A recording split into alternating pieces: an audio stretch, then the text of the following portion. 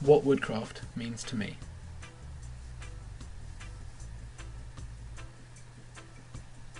So, I think any one person is a product of their memories, whether those memories be about their parents, their friends, their home where they went to school. All of the memories of these things make up who that person is and how they act.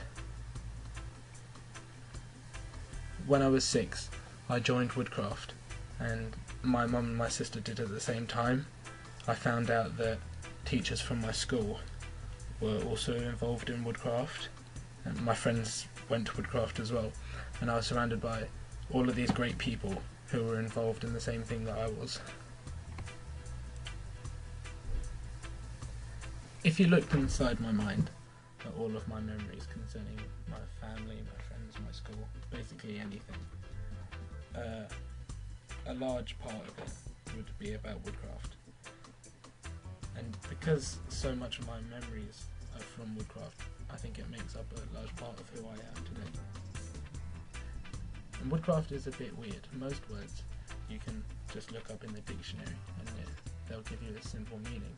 But with Woodcraft it's very different because every person has their own experience of it. Some people who join Woodcraft might use it as a platform to grow as a person.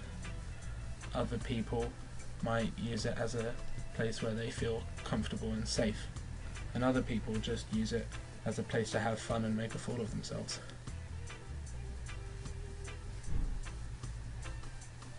But for me, Woodcraft is definitely all of those things. It is definitely a place where I enjoy the company, a place where everybody works together for a common cause. Anybody you meet is kind and friendly to you, and I definitely feel comfortable there.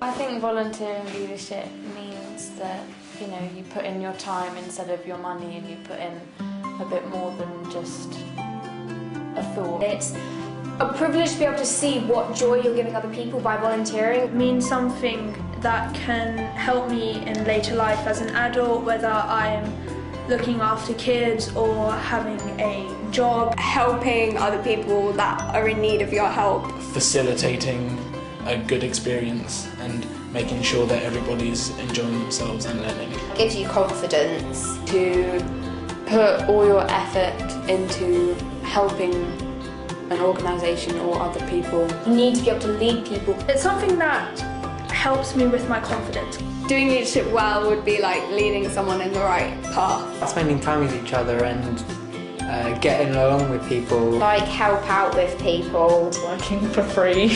It kind of helps develop how you see the world and how you see things.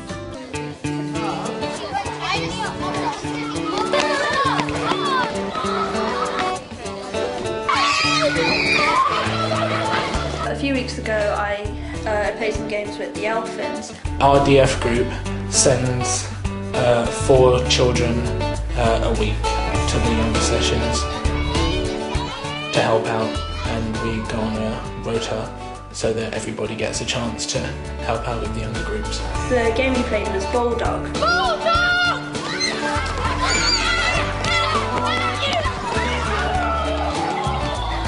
Basically ran an entire session, a 2-hour session on games. One person's in the middle and the whole team has to move over to the side.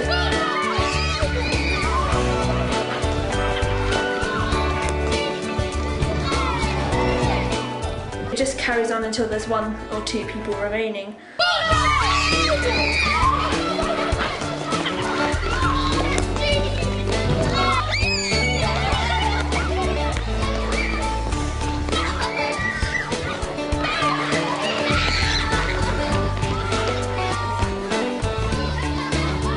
Also, we're involved in a Palestinian exchange, where we are making a film about how the human rights for young people are violated in Palestine. It's to raise awareness of the occupation that the Israelis are doing and how life differs when you're being controlled by another state. It's about Palestine and children living there, getting more ideas of what they have to go through. And all of the difficulties that they face in comparison to us. The human rights for young people are violated in Palestine under the Israeli occupation of them compared to how young people's rights and human rights are in East London.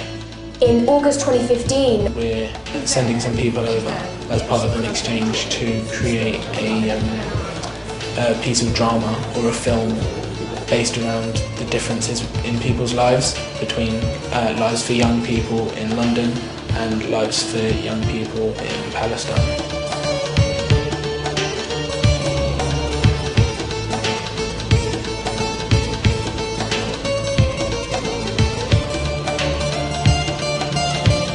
We're going to send 20 of over 16s over to Palestine for 2 weeks to kind of help film this and, you know, experience what life is like over there. And we're going to travel across the whole kind of the Palestinian area. And then in the December of 2015, we're hoping to bring over 10 of the kids that we meet in Palestine in August back over the UK so they can experience kind of what it's like to live in East London and kind of give them a break from what life is like in Palestine. I'm Marlene Sidaway and I'm a volunteer for the Newham Talking newspaper. Each week, 2 of us, adventurers or DFs, would go over to the Field Road Youth Centre. We read the newspaper, various articles. We record important bits of articles from the Newham recorder, which we then burn onto a CD and send to visually impaired people so that they can keep up with, you know, daily news and make sure that they know what's in the know, because a lot of people who are visually impaired don't have the access to a lot of things like that. So being part of that project it let us kind of give back to the community. I'd like to think that the people who are receiving these every week, the discs, feel as though it's just some friendly voices who've maybe popped in, maybe neighbours or friends, popped in to read some bits of news for them. And they quite like to have lots of different voices, lots of different accents and people.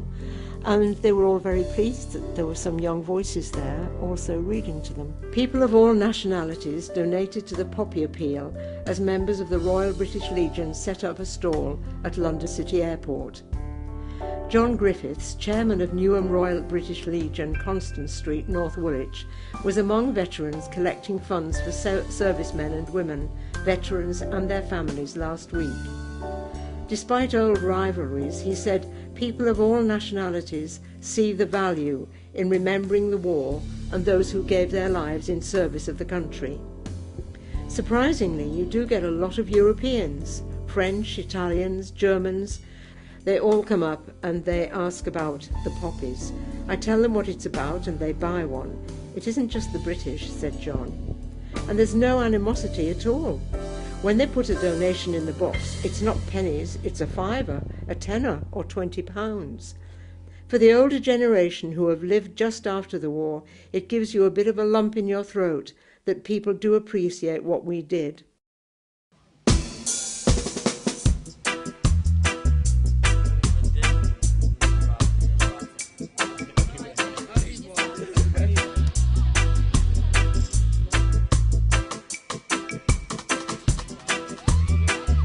London Camp was obviously based for younger people and lots of kids who live in London and don't really have the park space and the green space. So they come to these places to help with outdoor activity. Not all kids know how to be in the forest and don't know all the dangers and stuff, which there aren't many, but it's really nice to be the person to look after people. Keeper of the sacred fire!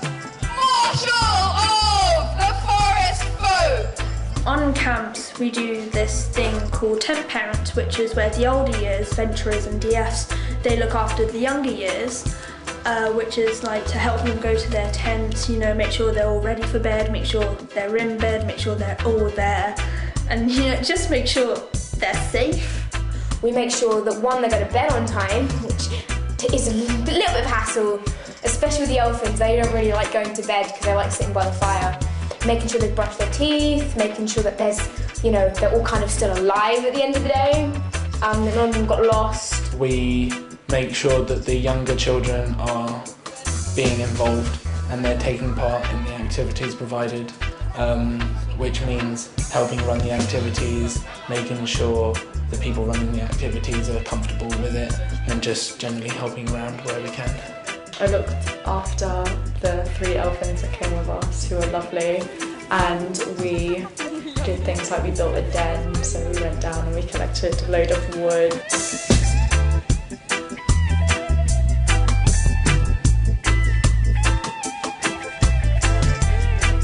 A lot of the venturers, myself included, helped lead cycle-powered electricity workshop. We had music playing and we had speakers and we powered them with cycling. We had 4 bikes and we were powering electricity, and using the electricity we were charging people's phones, we were playing music. Where's the smile? I usually volunteer to help out in the kitchen a lot if I just have free time. On camps we do sort of help out with the wide games, and I tend to do a lot more cooking than most clan duties.